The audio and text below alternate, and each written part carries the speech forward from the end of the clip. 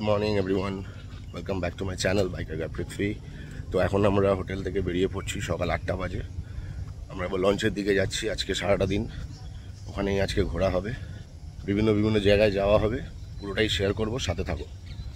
হোটেলের সামনে ফেরিঘাটে আমরা এসে পৌঁছে গেলাম আর কিছুক্ষণের মধ্যেই বোটটা ছেড়ে দিল। সুন্দর ওয়েদারের মধ্যখান দিয়ে বোটটা চলতে চলতে আমাদের পৌঁছে দিল আজকের আমাদের ফার্স্ট স্পটে, যেটার নাম হচ্ছে সজনেখালি ওয়াইল্ড লাইফ স্যাঞ্চুরি। তারপরে আমরা সবাই একে একে বোট থেকে নেমে পড়লাম আর আমরা প্রবেশ করলাম ওয়াইল্ড লাইফ স্যাঞ্চুরির ভেতরে। সজনেখালি স্যাঞ্চুরির ভেতরে একটা ওয়াচ টাওয়ার আছে, যেটার ওপর থেকে জঙ্গলের অনেকটা ভিউ তোমরা দেখতে পাবে খুবই ভালোভাবে। এই ট্রিপে এখন অবধি কিন্তু আমরা কোনো রকমই জন্তু জানোয়ার দেখতে পারিনি, কিন্তু এই স্যাঞ্চুরিতে ঢোকার পরে কিছুটা যাওয়ার পরে আশেপাশে ঘুরে আমাদের চোখে পড়ে গেল একটা বড় সাইজের কুমির। এখানে অনলি এই নোনা জলের কুমিরটা পাওয়া যায়।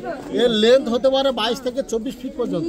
বন্ধুরা, এই হচ্ছে সেই ওয়াচ টাওয়ারটা, যার ওপর থেকে তোমরা দেখতে পাচ্ছ জঙ্গলের দারুণ দৃশ্য তোমরা উপভোগ করতে পারবে। আর এই ওয়াচ টাওয়ারের ওপরে দাঁড়িয়ে হাওয়াটা জাস্ট ফাটাফাটি। হঠাৎ করে সিঁড়ি দিয়ে নামতে গিয়ে দেখে নিলাম একটা বিশাল সাইজের একটা মৌচাক। তো তোমরা দেখতেই পাচ্ছ, এটা জানি না ভিডিওতে কতটা আসছে, কিন্তু এটা অনেক বড় সাইজের ছিল। তারপরে আমরা টাওয়ার থেকে নেমে আসার পরে স্যাঞ্চুরির ভেতরটা ভালোভাবে ঘুরে নিলাম। পৃথিবীতে আস্তে আস্তে ম্যানগ্রোভসের সংখ্যা কমে যাচ্ছে, তার জন্য এখানে সংরক্ষণ করার একটা সেন্টার খুলে রেখেছে। তো তোমরা পুরোটাই ঘুরে দেখতে পারবে, খুবই সুন্দর জায়গা, অনেক কিছু জানতে পারবে। সজনেখালি স্যাংচুরি ঘোরার পরে আমরা আবার বোটে ফিরে আসলাম আর কিছুটা পথ চলতে চলতে আমাদের দিয়ে দেওয়া হলো আজকের ব্রেকফাস্ট। তো আজকের ব্রেকফাস্টে লুচি আর ছোলার ডাল। তারপর জঙ্গলের এই সুন্দর দৃশ্য দেখতে দেখতে আমরা এগিয়ে পড়লাম আমাদের নেক্সট ডেস্টিনেশনের দিকে। আর বন্ধুরা, তোমরা যারা সুন্দরবনে আসবে এই ভিউটা দেখে কিন্তু অবশ্যই মুগ্ধ হয়ে যাবে।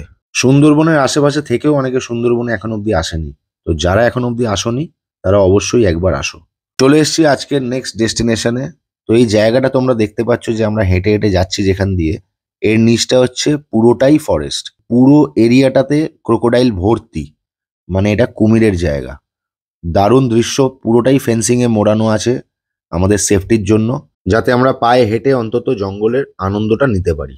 ফরেস্টের কোর এরিয়াটা একবার দেখে নাও, মানে এই জায়গাটা হচ্ছে টোটাল ফরেস্ট। আমরা একদম ফরেস্টের মধ্যে দাঁড়িয়ে আছি, খুব সুন্দর ভিউ, দারুণ আনন্দ পাবে তোমরা যদি এখানে আসো। এরপরে আমরা আস্তে আস্তে এগিয়ে গেলাম বনবিবির মন্দিরের দিকে। বনবিবির মন্দির তোমরা অনেকেই জানো, সুন্দরবনের দেবী, আর এই বনবিবি সবাইকে রক্ষা করে সুন্দরবনে। তারপর আমরা চলে আসলাম বোটে, আর লাঞ্চের আগে চলে আসলো আমাদের জন্য আরেক রাউন্ড খাওয়ার, সেটা হচ্ছে পাঁপড় ভাজা আর ডিম সিদ্ধ। খাওয়ার দাওয়ারের সার্ভিস কিন্তু ভরপুর বন্ধুরা। দারুণ কন্ট্রাস্ট দেখতে দেখতে আমরা এগিয়ে চললাম। আমরা কিছু শ্রেণীর মানুষ এখানে আনন্দ করতে আসি, আর সত্যি কিছু শ্রেণীর মানুষ আছে যারা এখানে জীবনের ঝুঁকি নিয়ে কাজে বেরোয় তাদের রুজি রুটির জন্য। তো তাদেরকে হ্যাটস অফ, সবাই সাবধানে থাকো। দেখতে দেখতে চলে এলো আমাদের টেবিলে আজকের লাঞ্চ। আজকের লাঞ্চে আছে ভাত, ডাল, আলু ভাজা, লেবু, তার সাথে ইলিশ মাছ দিয়ে কচুর শাক, সর্ষে ইলিশ, তার সাথে ভাপা ইলিশ। দারুণ লাঞ্চটা আজকে জমে গেল বন্ধুরা। সুন্দরবনে এসে এরকম দৃশ্য আর এরকম লাঞ্চ আর কি চাই। এবার আমাদের বোট আস্তে আস্তে হোটেলের দিকে নিয়ে যাচ্ছে। সারাদিন দারুণ আনন্দ করলাম, দারুণ খাওয়া দাওয়া করলাম, আর দারুণ দারুণ জায়গায় ঘুরলাম। আশা করি তোমাদের মোটামুটি দেখাতে পারলাম যে আমরা সারাদিনে কি করলাম। সারাদিন ঘোরার কারণে খুব টায়ার্ড হয়ে গেছিলাম বন্ধুরা, তো রাতের ভিডিও বেশি কিছু করতে পারিনি। সন্ধেবেলা আমাদের দিয়ে দেওয়া হয়েছিল স্ন্যাক্সে চাউমিন, আর তারপরে কিছুক্ষণ বাদেই ডিনারে আমাদের দিয়ে দেওয়া হয়েছিল চিলি চিকেন আর ফ্রাইড রাইস। বন্ধুরা, আজকের ব্লগটা এত অবধিই থাকলো। এই ব্লগটা যদি তোমাদের ভালো লেগে থাকে তাহলে অবশ্যই কিন্তু কমেন্ট বক্সে জানিও। শেয়ার আর ফলো করতে কিন্তু ভুলো না। আগামী দিনে আরো নতুন নতুন ব্লগ আসতে চলেছে। Till then, stay safe.